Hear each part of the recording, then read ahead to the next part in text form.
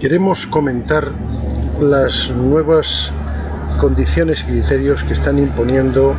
los bancos a la hora de conceder hipotecas al promotor y distinguir la parte que se concede en principio al futuro comprador de la que se permite disponer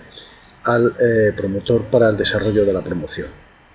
Actualmente el banco está distinguiendo ambas hipotecas y el préstamo que concede al promotor lo liga a un porcentaje de los costes de explotación, por lo cual en principio el banco piensa que al promotor no le interesa saber cuál es el porcentaje que piensa el banco conceder al futuro comprador, pero esto no es así, porque si el banco le va a dar al comprador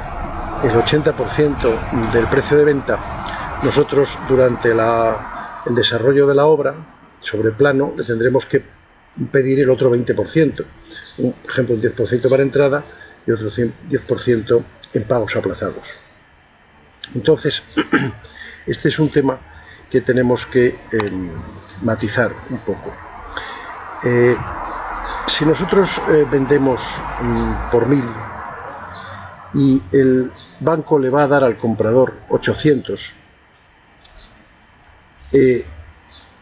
los otros 200 que faltan los tendremos que obtener vía entrada y pagos aplazados hasta la entrega de llaves. Por lo tanto sí que nos interesa conocer este 80%. Si el banco le dice, bueno, yo te voy a dar el 70% de los costes de explotación o el 75% de los costes de explotación, independientemente de lo que luego yo le dé al comprador, esto será una cantidad, 560 por ejemplo, y el resto, hasta los 800 que le va a acabar dando a la hipoteca concedida al comprador, los otros 240 lo recibiremos el mes de la entrega de llaves, bien porque sea la parte no dispuesta de esta hipoteca, bien porque el comprador haya conseguido la financiación en otro banco y a nosotros nos falte por abonar 240. Si de estos 1000 nosotros ya hayamos recibido 200 en forma de entrada y letra y 560 durante el periodo de explotación, pues nos faltan 240. Eso es un ingreso que tendremos el día de la entrega de llaves. Y estos 560, en principio, el banco no nos va a dar nada para la compra del solar, pero si nosotros dispusiéramos de una financiación adicional con un tercero, pongamos un fondo de inversión, que nos financiara una parte de la compra del solar hasta que empezáramos a poder disponer de la hipoteca, pues podríamos destinar una parte de estas 560 para esa primera disposición que compensara el préstamo puente que nos ha dado el fondo de inversión y nos quedaría el resto 360 hasta el final de la obra. Yo quiero hacer un ejemplo, aunque ahora lo vamos a ver con gestismo, para centrar un poquito las ideas. Si nosotros tuvimos una promoción en la que vamos a vender por valor de 5.750.000 con estos repartos de solar, obra y resto de otros gastos de explotación, nos encontraríamos con que estos 4.700.000, suma de estos tres grandes apartados, sería la parte hipotecable. ¿Qué faltaría aquí? ¿Qué otros gastos tendríamos? Pues los gastos de comercialización y los gastos financieros, que no se consideran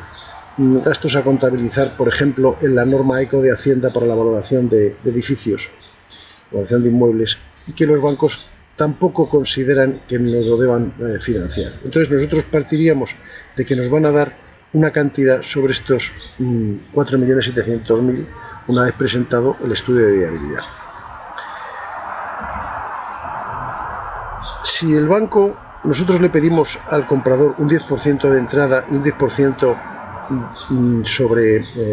en pagos aplazados en la entrega de llaves, tendríamos estos dos ingresos de 575.000. Pongamos que el banco nos diera el 69%, por decir, de los gastos de explotación. Entonces recibiríamos 3.220.000. Hasta los 5.750.000 nos faltaría 1.380.000, que sería una cantidad que la recibiríamos en el mes de la entrega de llaves, bien sea por, ya digo, hipoteca no dispuesta, bien sea por pago final del comprador. A nosotros nos es indiferente, es un ingreso. Y si nos molestamos en hacer algunas iteraciones, pues este porcentaje de esta cantidad, estos 3.220.000 que nos da el banco y que lo considera como un porcentaje de los costes de explotación,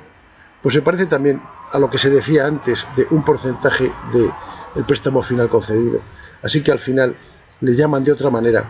pero no hay mucha diferencia en cuanto a nuestra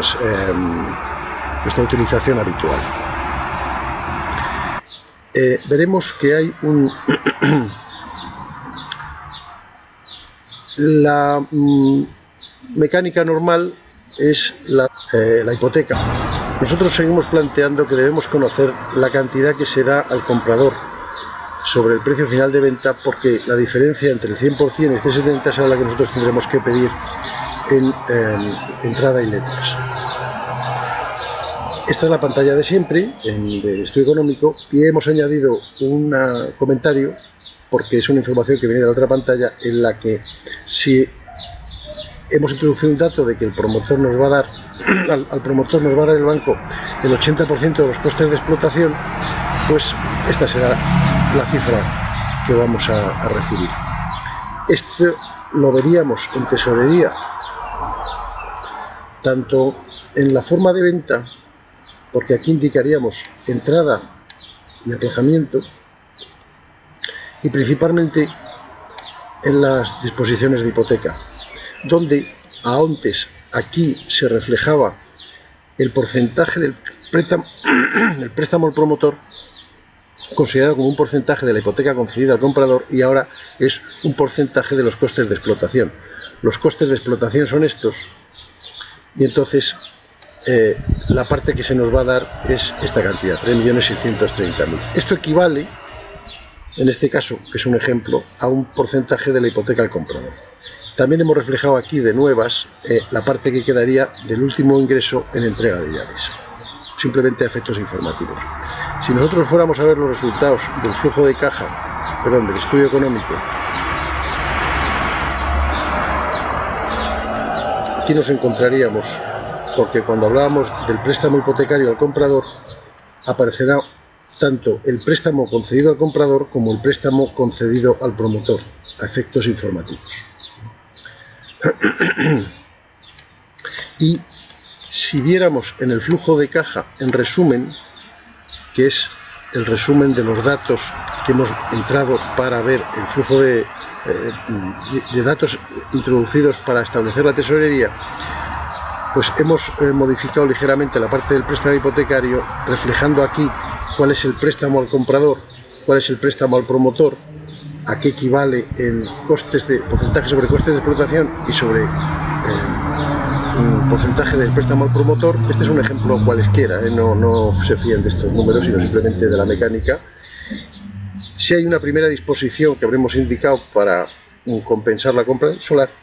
las disposiciones que se hacen durante la obra y una última entrada, pago en entrega de llaves. Estos son básicamente los datos que prácticamente no cambian nada de la filosofía de Gestismo, pero se adaptan más al lenguaje que están hablando hoy en día los bancos.